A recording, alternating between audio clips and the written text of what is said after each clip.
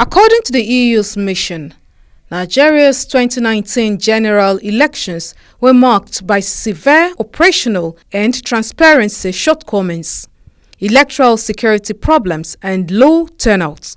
Positively, the elections are said to have been competitive.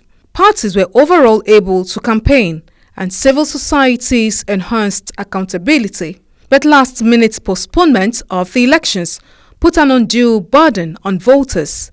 Result collation procedures were not sufficiently robust, and inadequate information was provided to the public.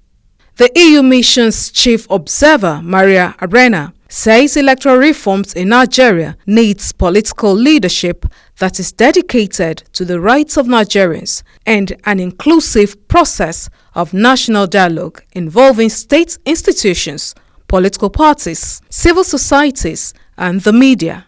We can say positively that we note that the elections were competitive and parties were able to campaign with freedom of assembly, expression, and movement largely respected in the country.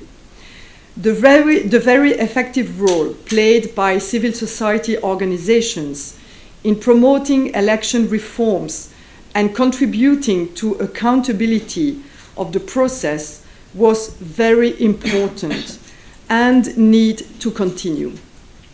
However, overall, the 19 elections showed that the need for fundamental electoral reform so that future elections better serve the interest of all Nigerians. The EU also states that there is a need for Nigeria to urgently allow for debate, legislative changes, and implementation well in advance of the next elections. The conclusions and recommendations in our report are based on international commitments for democratic election that Nigeria has signed up to.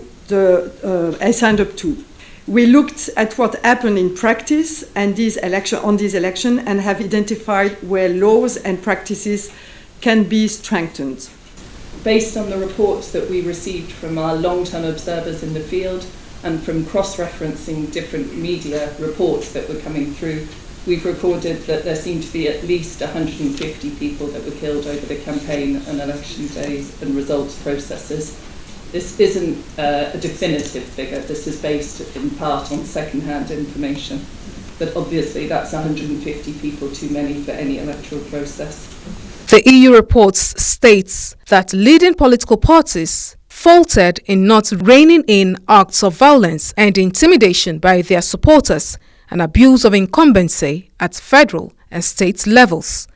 The EU's report also states that except for federal radio, state media primarily served the interests of the president or the governor at state level, with journalists subjected to harassment.